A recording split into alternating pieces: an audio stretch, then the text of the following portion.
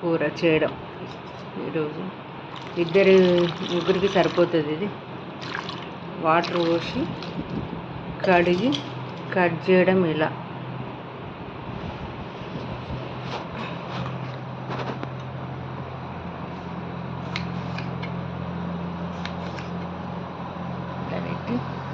తోడుమ తీసేయాలి. చాలా చిన్నగా కట్ చేసుకోండి. చిన్నగా కట్ చేస్తుందంటే తొందరగా ఉడికిపోతుంది.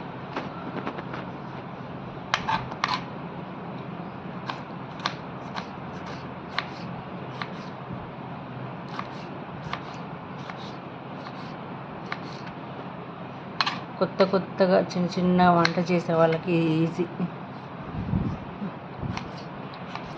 నా మాటలకు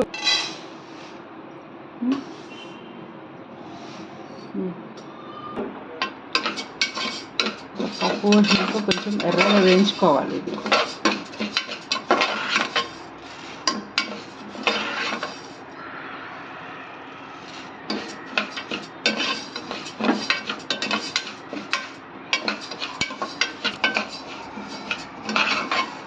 ఇది ఎర్రగా వేగింది. ఇది ఇట్లా వేగిపోయిన తర్వాత ఇది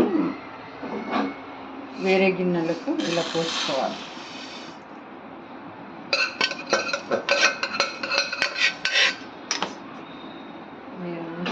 దీన్ని వాష్ చేయాలి.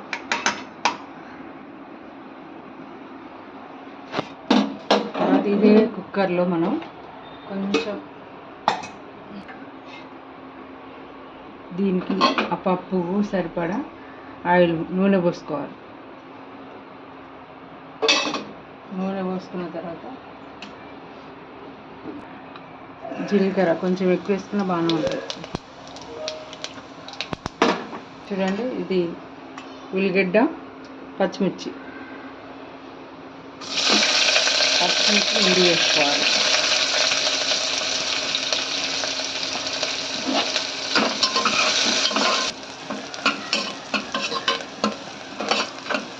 వేగినని అర్థం ఏంటంటే పచ్చిమిర్చి ఇట్లా తెల్లగా వాలి ఉల్లిగడ్డ వేగింది చూడండి.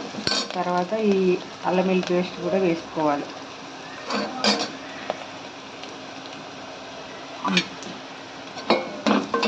ఉల్లిగడ్డ వేగిన తర్వాత వేసుకోవాలి. అప్పుడు ఇది మనకి గిన్నెతో అంటుకోకుండా ఉంటుంది.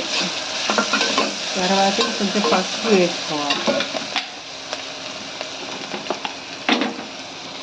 ఇది చిన్న స్పూన్ కాబట్టి ఈ స్పూన్ వేస్తున్నా. ఇంకా సరిపోకపోతే కొంచెం వేసుకోండి.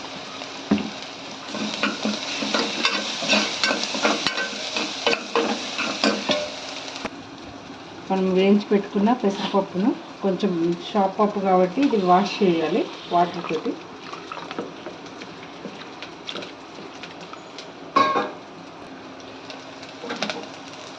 ఇది ఇప్పుడు మనం వేగిన దానిలో వేయాలి.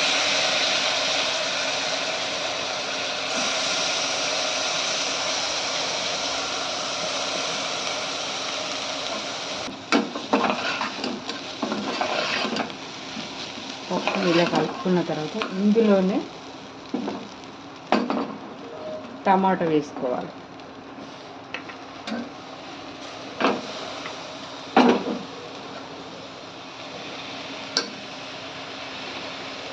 ఇందులోనే కారం మనం ఎంత కారం తింటాం అంత వేసుకోవాలి. పప్పుకు సరిపడా కారం. ఇందులోనే సాల్ట్, రుచికి సరిపడా సాల్ట్. ఇందులోనే ఒక స్పూను ధనియా పౌడర్. ఇదంతా ఇట్లా మిక్స్ చేయండి, మొత్తం కలుపుకోవాలి.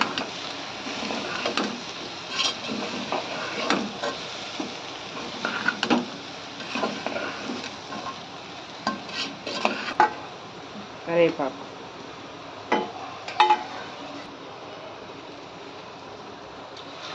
వాటర్ పోసుకోవాలి.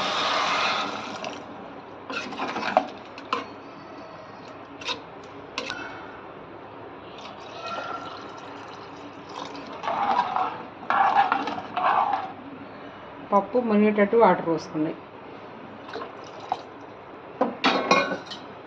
మూత పెట్టిన తర్వాత ఒకటే విజిల్ రావాలి, ఒకటే విజిల్. అప్పుడు పప్పు పలుకుగా తినడానికి బాగుంటుంది. కావట్లేదా? ఒక విజిల్ వచ్చిన తర్వాత ఇలా మూత తీయాలి.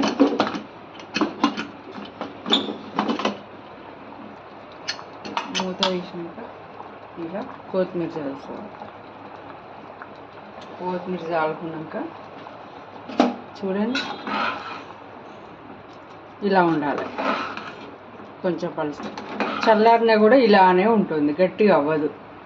టమాటా పెసరపప్పు మా నాన్నమ్మ నాటి వంటకం ఇది. ఓకేనా?